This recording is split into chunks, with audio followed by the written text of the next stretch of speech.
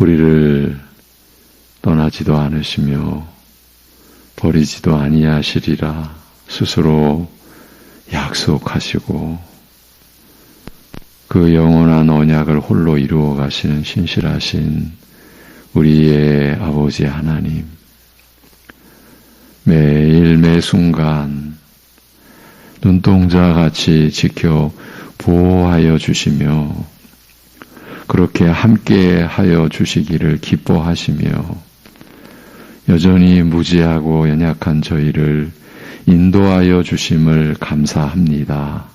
오늘도 우리에게 주어진 말씀의 길을 따라 살게 하여 주옵소서. 그러기 위하여 주신 말씀 기억하고 생각하고 그리하여 진리의 길을 갈 수 있게 은혜를 베풀어 주시옵소서. 예수님의 이름으로 기도합니다. 아멘. 고린도전서 1장 28절에서 31절 보시겠습니다.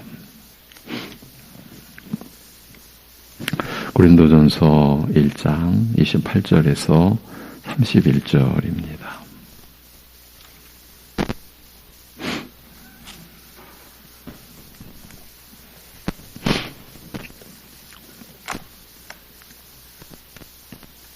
(28절부터) 같이 보시겠습니다. 다 같이.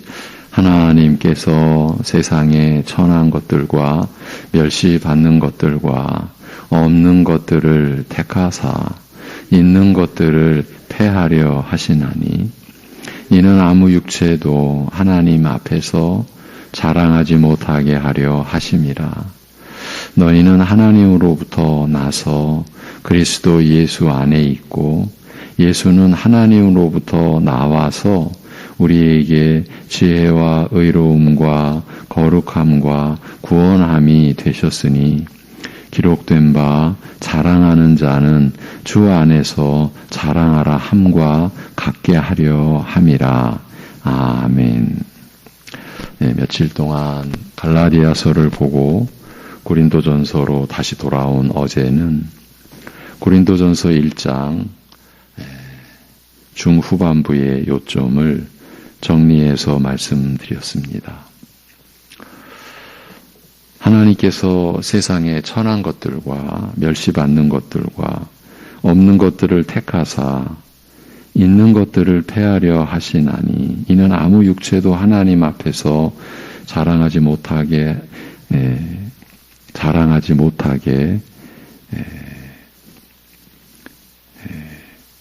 하심이라고 하는 이 말씀이 기록되어 있는 까닭은 이 구절 앞에 기록되어 있는 우리는 십자가에 못 박힌 그리스도를 전하니 유대인에게는 거리끼는 것이요 이방인에게는 미련한 것이로되 오직 부르심을 받은 자들에게는 유대인이나 헬라인이나 그리스도는 하나님의 능력이요 하나님의 지혜니라고 하신 말씀 때문이 아닐까 그렇게 말씀을 드렸습니다.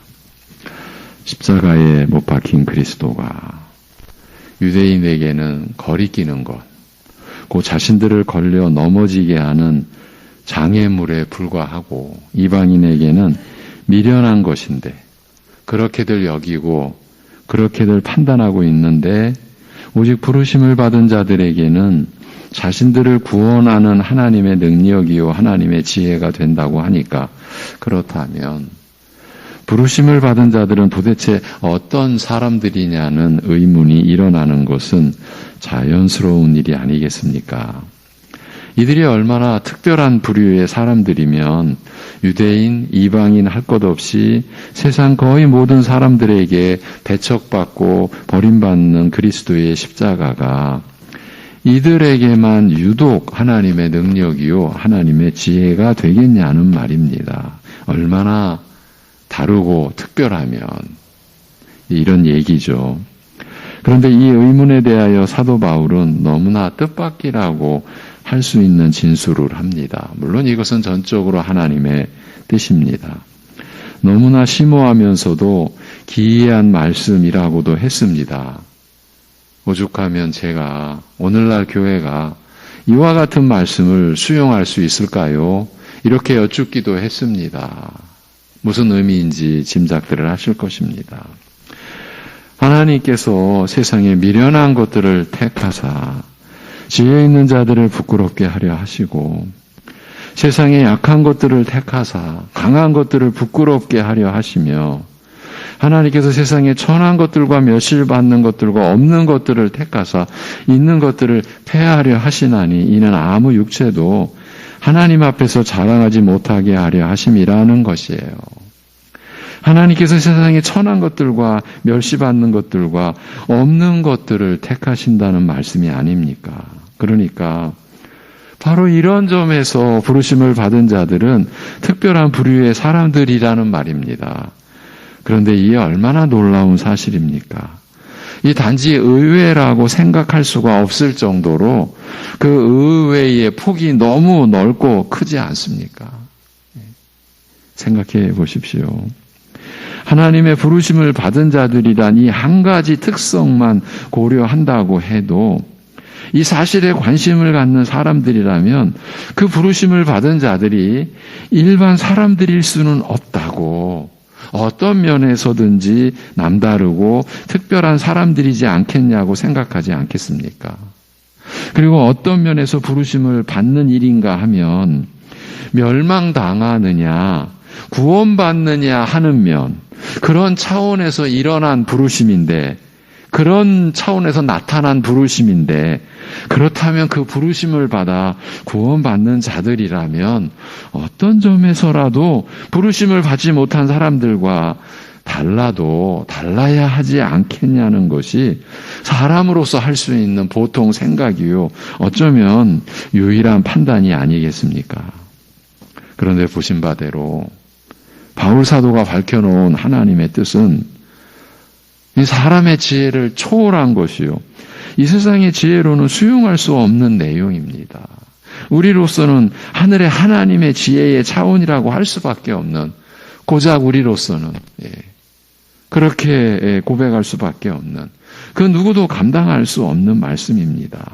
이를 달리 말하면 관점을 달리해서 말씀을 드리면 방금 앞에서 언급했던 사람의 일반적인 생각을 물론 우리의 생각도 그 안에 포함되는 거죠. 그런 일반적인 관점과 생각을 완전히 갈아엎는 차원의 말씀이라 아니할 수 없습니다. 그 부르심을 받은 자들이 일반 사람들일 수는 없다고. 모든 면에서는 아닐지라도 그래도 어떤 면에서는 남다르고 특별한 사람들이지 않겠냐고 했지 않습니까? 더욱이 멸망당하느냐 구원받느냐 하는 차원에서 일어난 부르심인데 그 가운데서 부르신 것인데 그렇다면 그 부르심을 받아 구원받는 자들이라면 어떤 점에서라도 부르심을 받지 못한 사람들과 달라야 하지 않겠냐고 하지 않았습니까? 바로 이런 이 세상의 관점이나 사람들의 보편적인 생각을 완전히 뒤엎으신 거예요. 완전히 갈아엎으신 거예요.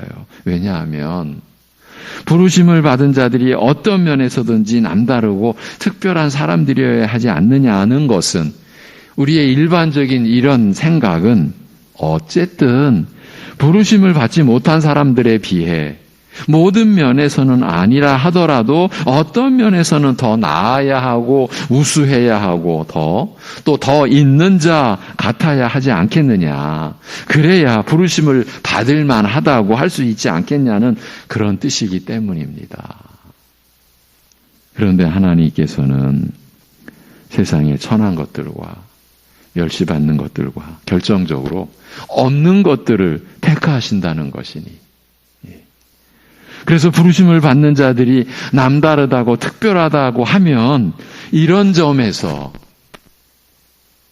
미련하고 약하고 천하고 멸시받고 없는 그런 점에서 남다르다고 하시니 사람들로서는 우리로서는 유구무원일 뿐인 것입니다. 이런 상황에서 무슨 말을 할 수 있겠습니까? 그런데 사도 바울은 하나님의 이러한 작정과 역사에는 분명한 뜻과 의도가 있다고 기록해 놓았습니다. 하나님께서 지혜 있는 자들을 부끄럽게 하려 하시고 강한 것들을 부끄럽게 하려 하시며 있는 것들을 폐하려 하시나니 이는 아무 육체도 하나님 앞에서 자랑하지 못하게 하려 하심이라는 것입니다. 지혜 있는 자들, 강한 것들, 있는 것들은 이 세상이 목표로 하는 대상들 아닙니까? 거기에 다다르려고 세상 거의 모든 사람들이 아둥바둥 사는 것 아닙니까? 있는 지혜 다 짜내고 온갖 결국은 그 지혜가 이제 모략, 계략 남의 것을 어떻게든 빼앗아서라도 도둑질해서라도 강도질해서라도 그런 것 아닙니까? 점잖게 강도질하는 것이나 노골적으로 강도질하는 것이나 물론 사람들의 눈에는 달라 보이죠. 모든 것을 취하고 사람들을 다스릴 수 있는 지혜와 힘, 그렇게 해서 소유하고 있는 물질의 부와 자기 이름의 영예, 이것이 사람과 세상의 목표인 것은 죄악으로 부패한 인류 역사에서 한 번도 변하지 않는 이 세상의 진리와 같은 것 아닙니까? 그런데 하나님께서는 그 모든 것을 부끄럽게 하려 하시고 폐하려 하신다는 것입니다. 이 뜻을 이루시기 위해서 하나님께서 행하신 일은 다른 일이 아닙니다. 우리를 택하신 일입니다. 오직 세상에 미련한 것들과 약한 것들을 택하시고 세상에 천한 것들과 멸시받는 것들과 없는 것들을 택하신 것입니다. 그리고 이들을 어떻게 하나님께서 구원하셨느냐 하면 우리가 참 오랫동안 묵상했던 구절이죠. 전도위에 미련한 것으로 오직 믿는 자들을 구원하신 것이고 하나님은 이를 기뻐하신 것입니다. 그러니까 어쩔 수 없이 전도에 미련한 것으로 구원하셨다라는 의미가 아니라 하나님의 충만한 기쁨으로 그리 하셨다는 것이에요. 여기서 믿는 자들은 부르심을 받은 자들, 곧 미련하고 약하고 천하고 멸시하고 없는 것들입니다. 이렇게 부르신 자들을 전도에 미련한 것으로 구원하시는 것이 하나님의 지혜요 능력인 것입니다. 왜 이런 방식이어야 했습니까? 이 세상이 자기 지혜로 하나님을 알지 못하기 때문이라고 사도 바울은 전하고 있습니다. 이렇게 철저하게 하나님께서는 세상 지혜나 사람의 지혜를 폐하시고 오히려 미련하게 하신 것입니다. 그러니까 하나님을 섬기고 하나님의 나라를 구하는 데 있어서 이 세상이나 사람의 지혜는 아무 쓸모가 없게 되어 있는 것입니다. 그래서 전도에 미련한 것으로 믿는 자들을 구원하시기를 기뻐하시는 것입니다.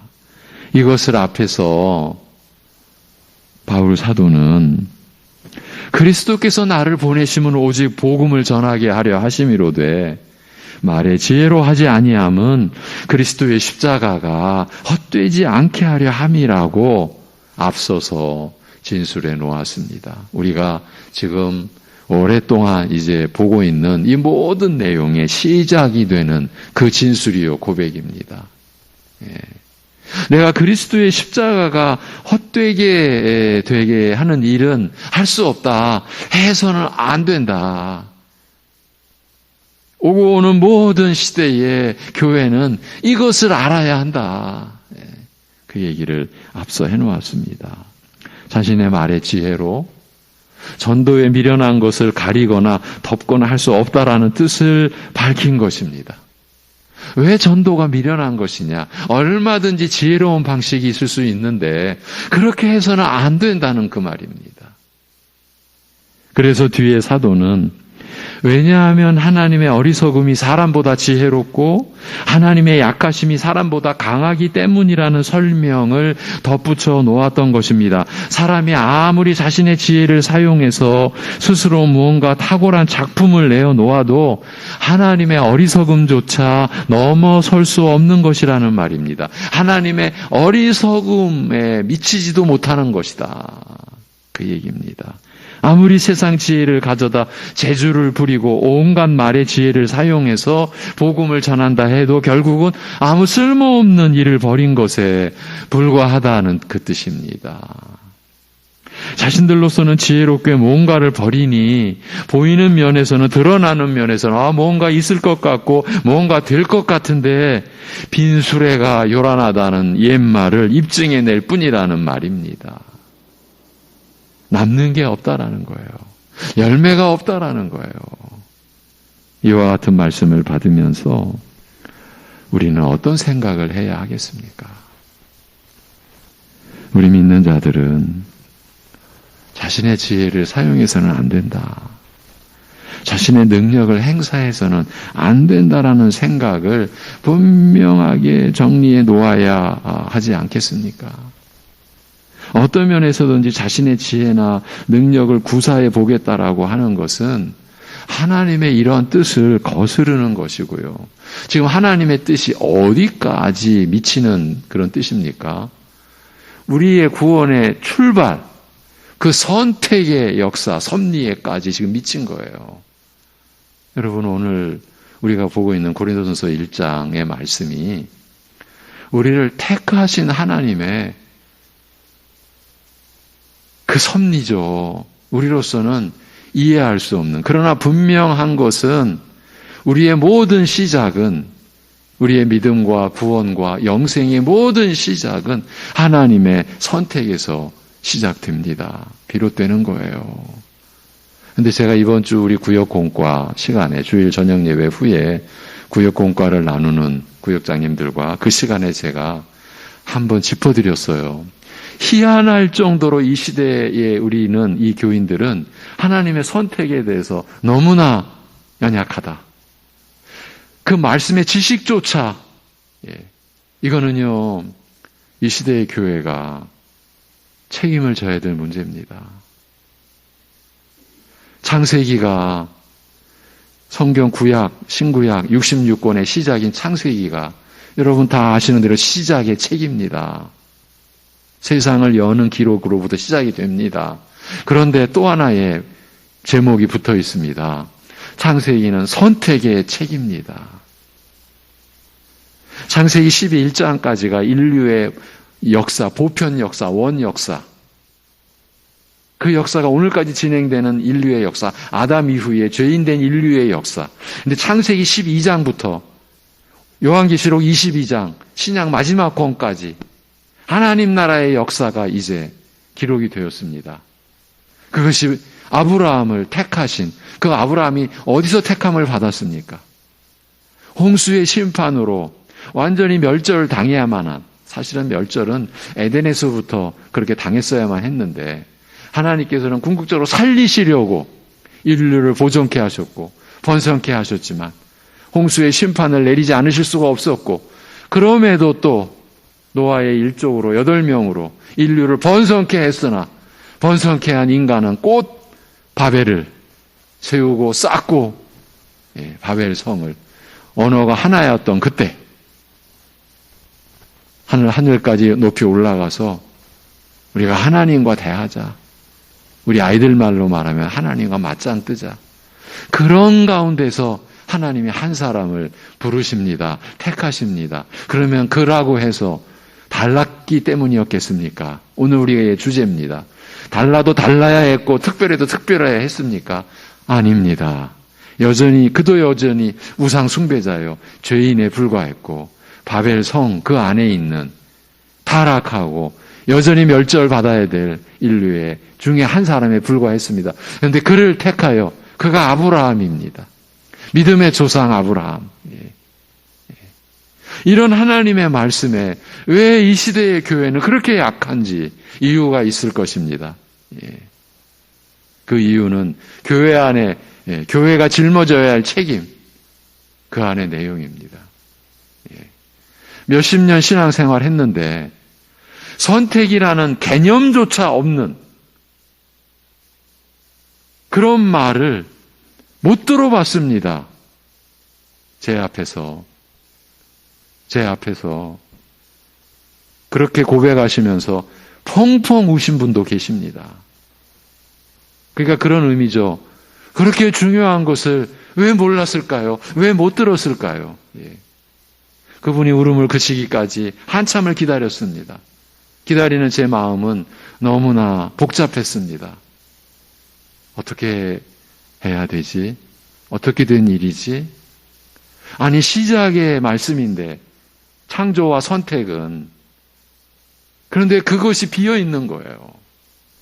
그러니 오늘 고린도전서 1장에 이러한 말씀이 우리에게 실감나게 들어오리라는 거 기대하기 어려운 거예요. 왜? 선택 자체가 가려져 있어요. 흐려져 있어요.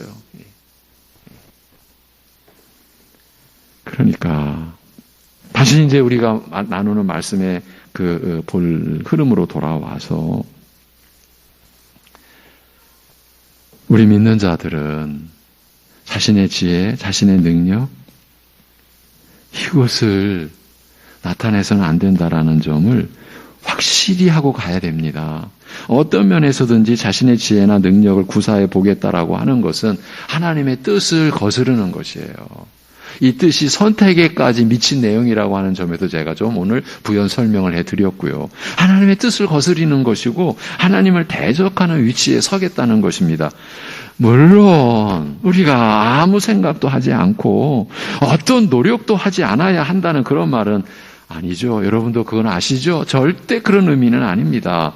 무슨 생각을 하고 무슨 일이든지 힘써 노력해야 하는 것은 분명하죠. 각자에게 주신 지혜의 분량과 그 은사대로 우리는 작은 일에도 성심을 다해 충성을 다해야 할 우리라는 것 우리가 배우고 익히고 있지 않습니까?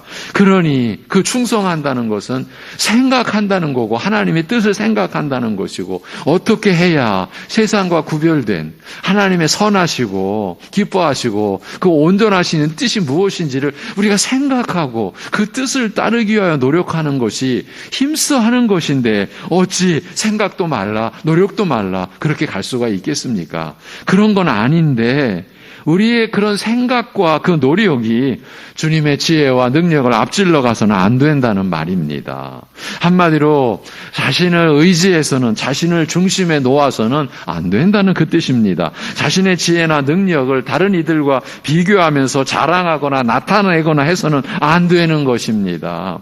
이것이야말로 자신의 믿음을 부정하는 것이요 주님의 은혜를 배신하는 것입니다. 그러니까 우리 믿는 자들은요 그 무엇을 가지고도 자랑해서는 안 된다는 분명한 입장을 정립해 놓아야 하는 것입니다. 바로 이 말씀 때문입니다. 이는 아무 육체도 하나님 앞에서 자랑하지 못하게 하려 하심이라. 이것을 위해서 하나님께서 세상의 미련한 것들과 약한 것들을 택하시고 세상의 천한 것들과 멸시받는 것들과 없는 것들을 택하신 것이고 이들이 곧 오늘 우리 자신인 것입니다. 그리고 하나님께서는 이런 우리를 택하셔서 지혜 있는 자들을 부끄럽게 하려 하시고 강한 것들을 부끄럽게 하려 하시며 있는 것들을 폐하려 하시는 것인데 이 지혜 있고 강하고 있는 것들이 하는 일이 무엇이겠습니까? 그것이 다름 아닌 자랑하는 일인 것입니다. 그러면 사람들이 집을 자랑하고 집을 자랑하고 지위를 자랑하고 소유를 자랑하고 자식을 자랑하고 하는 것이 하나님 앞에서 무슨 소용이 있겠습니까? 하나님 앞에서는 아무것도 소용이 없어요. 하나님 앞에서 자신들이 자랑하고 의지하는 것들이 실상은 본인들에게는 전혀 무익한 것일 뿐입니다. 이 말씀을 나누시고 참여하시는 여러분들도 저보다 어쩌면 더 잘 아실 것입니다. 이러한 내용을 지금 이 교회당 밖의 세상 사람들이 어떻게 여기겠습니까?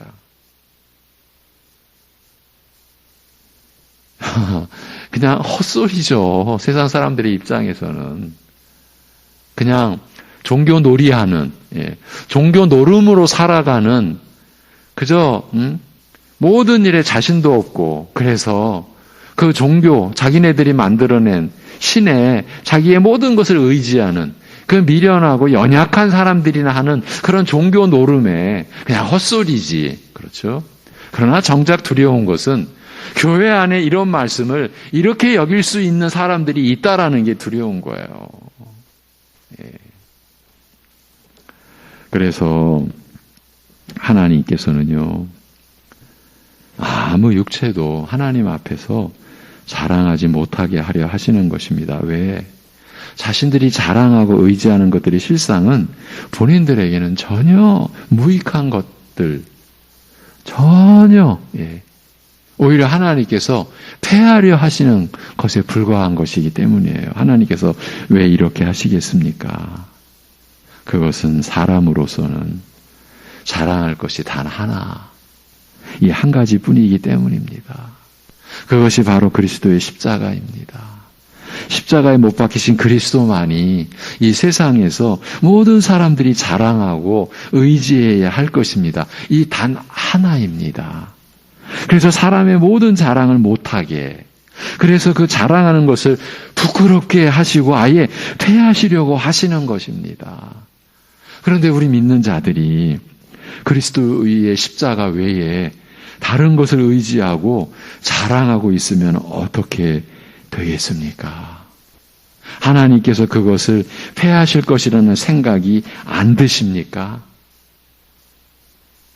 사실 저는요, 좀 조심스럽습니다만, 제가 살아오면서 경험한 은혜를 간증하라고 하면은요, 어떤 무슨 능력적이고 은사적이고 이런 것 말할 것 없고요.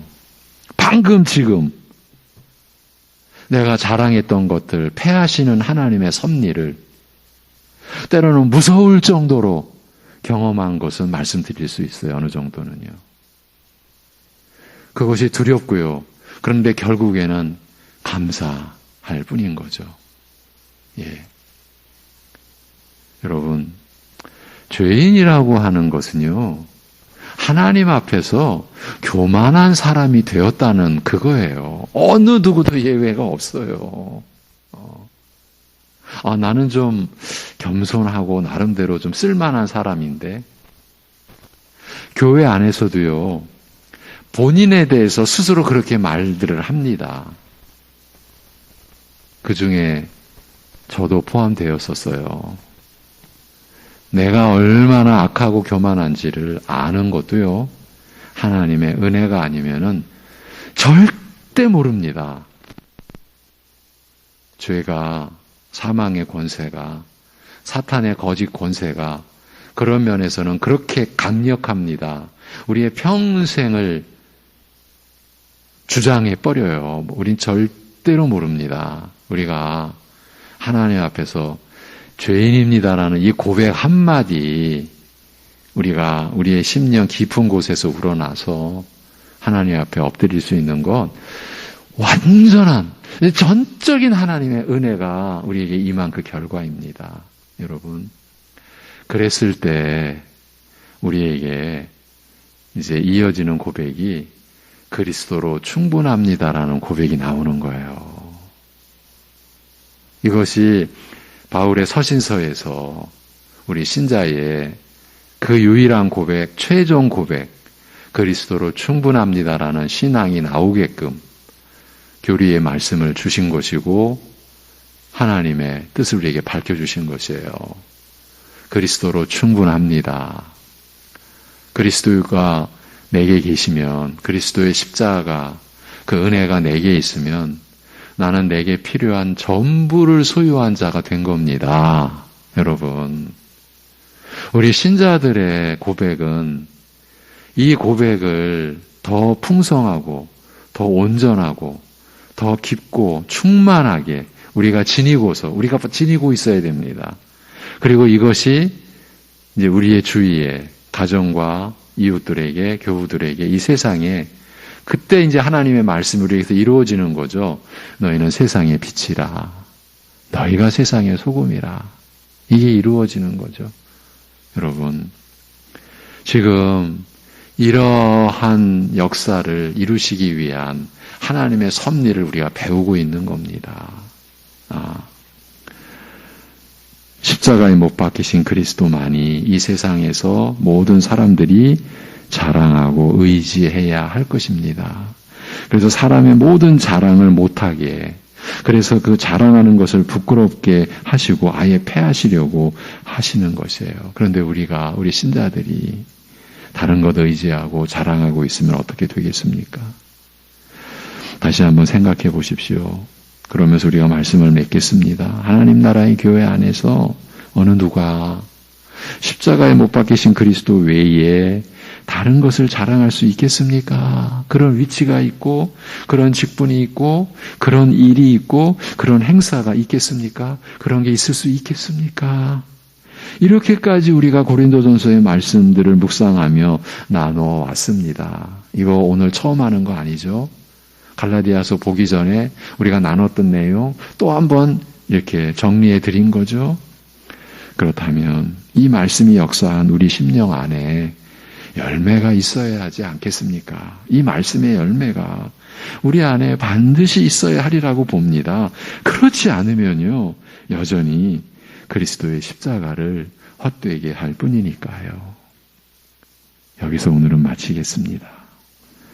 하나님 아버지, 하나님의 사랑이 우리에게 임하면 그것으로 우리에게 필요한 모든 것을 우리가 이미 가진 자임을 고백할 수 있는 믿음에 우리를 이르게 하여 주심을 감사합니다. 하나님의 사랑이 우리에게 나타난 것은 오직 그리스도의 십자가에 못 박히신 그리스도로 하나님의 영원하고 완전한 사랑이 우리에게 임한 것을 우리가 믿는다면, 우리가 믿을 수 있다면, 믿어진다면 우리는 우리에게 필요한 모든 것을 이미 지니고 있는 자, 가진 자 됨을 오늘 이 새벽에 고백할 수 있도록 우리의 심령을 주장하여 주심을 감사합니다. 아버지 하나님, 우리가 온 땅의 교회에 부름받은 모든 이들이 우리 주 예수 그리스도로, 우리 위에 십자가에 못 박히신 그리스도로 족하고 충분합니다라는 고백을 우리가 살아가는 삶에서 나타낼 수 있는, 그것이 우리의 지혜와 능력으로 드러날 수 있는 삶이 되게 하여 주시옵소서. 아버지 하나님, 나의 지혜는 본래 없었다라는 깨달음이 있게 하여 주옵소서.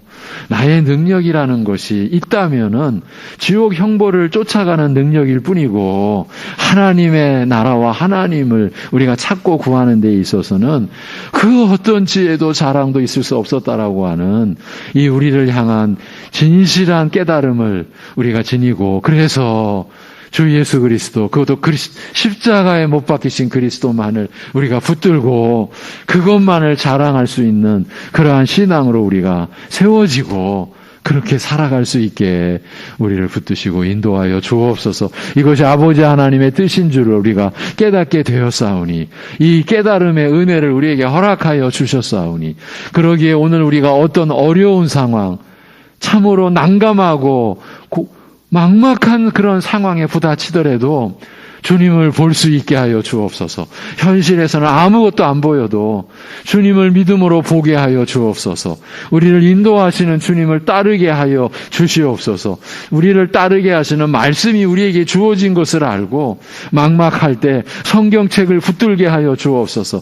그 안에서 받은 말씀을 상기하고 그 말씀을 되짚고 묵상하면서 말씀의 길, 생명의 길, 진리의 길, 오직 우리 주 예수 그리스도를 따르는 길을 가게 하여 주시옵소서.